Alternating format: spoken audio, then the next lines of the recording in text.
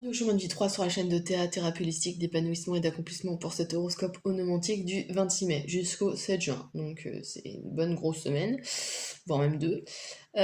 Alors, les cartes ici que vous voyez sont les arcanes déterminés par des calculs purement astrologiques. D'accord? Je l'explique à chaque fois, mais c'est pour les nouveaux arrivés. Voilà. Qui sont liés à votre chemin de vie. Donc des calculs que j'ai mis en place. D'accord? Ensuite, le tirage que vous voyez là, autant pour les nouveaux que les anciens, c'est le tirage du monde. C'est un autre tirage que j'ai trouvé et qui me parlait bien euh, sur un livre voilà, de tarot. Et je voulais essayer de voir comment ça pouvait vous parler à vous, d'accord? Je vous expliciterai les positions au fur et à mesure du tirage. Voilà, donc cette semaine, donc du 26 mai au 7 juin, vous êtes régi par Jupiter. Jupiter, planète de chance, planète d'optimisme, planète de nouveaux horizons, c'est vraiment la planète qui doit vous aider à vous donner l'impulsion et de saisir les opportunités au bon moment. D'accord? C'est vraiment une histoire de timing aussi, Jupiter.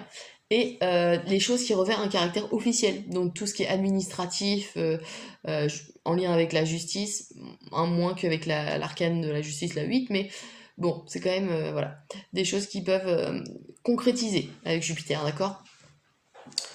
Voilà, alors, influence générale donc, de ces pratiquement 2 semaines, on a la roue de la fortune. Alors, selon ce que vous croyez, soit c'est le destin, soit c'est le hasard, mais en tout cas, il y a du mouvement.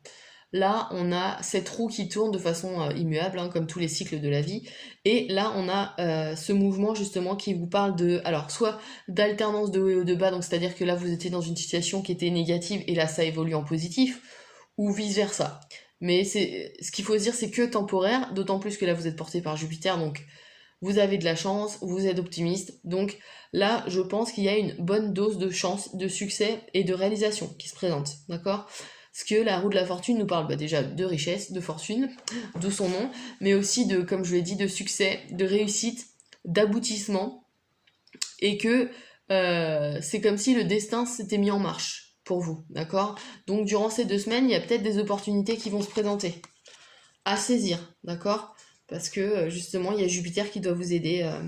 Alors, on va voir plus spécifiquement dans les domaines, mais il y a le destin pour moi qui se met en marche pour vous durant ces pratiquement 2 semaines, d'accord? Alors, dans le domaine intellectuel, on a le 4 de bâton. Alors, le 4 de bâton nous parle de structure, d'organisation, de travail. Ici, il est nécessaire d'avoir une pensée claire, nette et précise, carrée. D'accord? Une pensée qui vous permet d'organiser les choses de façon efficiente, efficace. Qu'est-ce que je pourrais dire? Attention à une ouverture, à un esprit trop psychorigide, trop fermé, d'accord? Le penchant négatif de cette carte, c'est d'être trop psychorigide, d'accord? Là, il y a une nécessité de s'ouvrir un peu l'esprit. Ouais, de pas être trop cartésien aussi.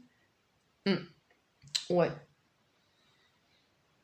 ouais. Sachant que là, on a de la réserve en plus, parce qu'on a une énergie mercurienne qui doit s'imposer ici, sachant que le 4 en numérologie est assez réservé. Ici, avec Mercure, on vous parle de communication, d'ouverture. Donc, comme je vous l'ai dit, ayez comment dire?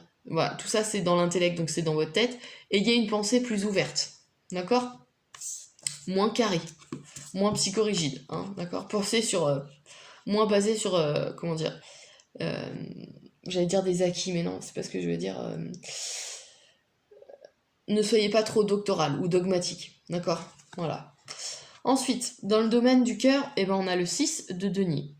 Alors, le denier en tarot, c'est la matière, c'est l'argent. Là, le 6 en numérologie, c'est l'engagement, c'est l'amour, c'est le foyer, c'est l'harmonie. Je pense que là, on a déjà un engagement financier qui peut se présenter dans...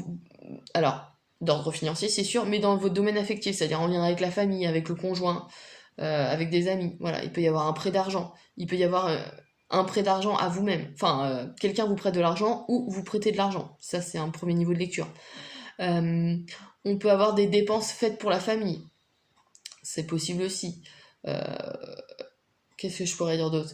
Le 6, c'est l'engagement. Donc, il peut y avoir un engagement financier fait pour sa famille.